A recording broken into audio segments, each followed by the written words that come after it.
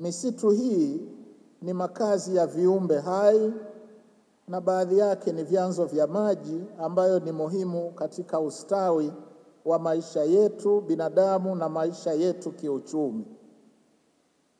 Sasa, mbali na uzuri huu, taarifa mbalimbali za hali ya mazingira nchini zimedhihirisha kuwepo kwa uharibifu wa ardhi katika maeneo mbalimbali, ambapo inakadiriwa kuwa takribani 61% ya ardhi nchini iko katika hatari ya kuharibika. Na uharibifu huo pia umeongezeka zaidi kutokana na kuwepo kwa athari za mabadiliko ya tabia nchi, ambapo maeneo ya nchi yenye hali ya mvua chache yamezidi kukumbwa na ukame na hivyo kushuka kwa uzalishaji wa mazao ya kilimo na kutishia usalama wa chakula katika maeneo hayo.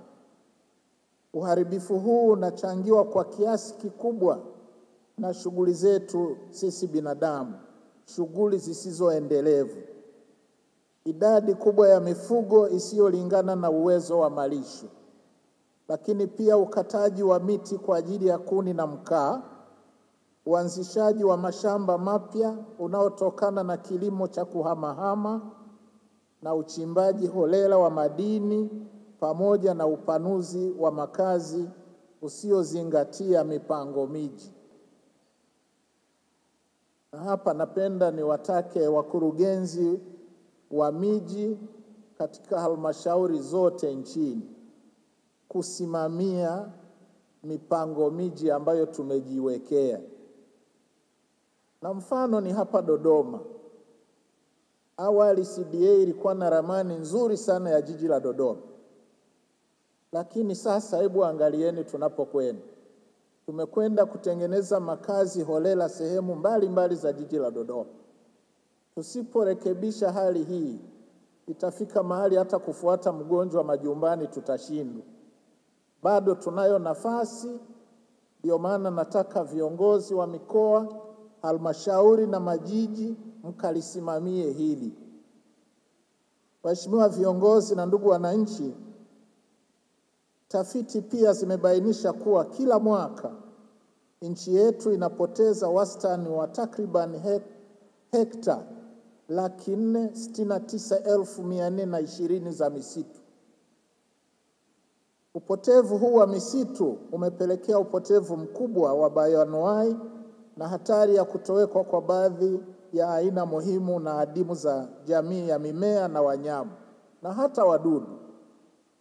Aidha, tathmini ya Wizara ya Maliasili na Utalii inaonyesha kuwa hali ya uharibifu ikiendelea kama ilivyo, ifikapo mwaka 2033 uharibifu wa misitu utakuwa umeigharimu serikali kiasi cha shilingi bilioni 167.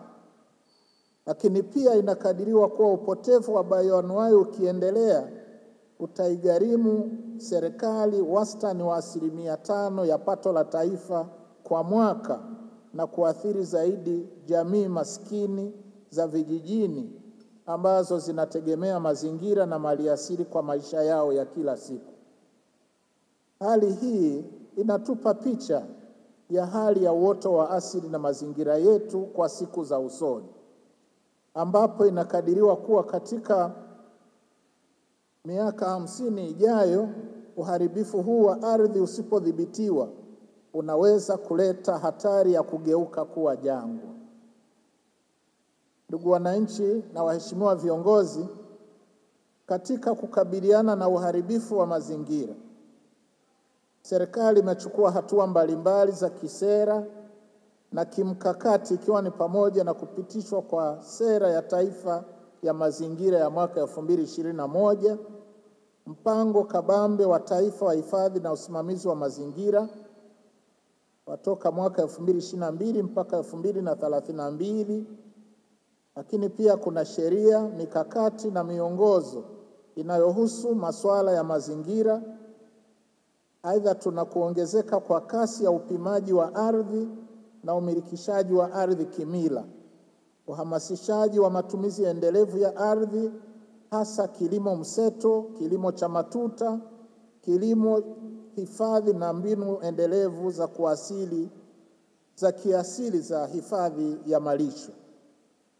Sasa ili kuleta matokeo tarajiwa, napenda kutumia nafasi hii kuelekeza wizara, taasisi na mamlaka za serikali za mitaa nchini kuongeza kasi ya usimamizi na utekelezaji wa hatua hizi, ikiwa ni pamoja na kuendelea kuhamasisha utunzaji wa mazingira kwa ujumla.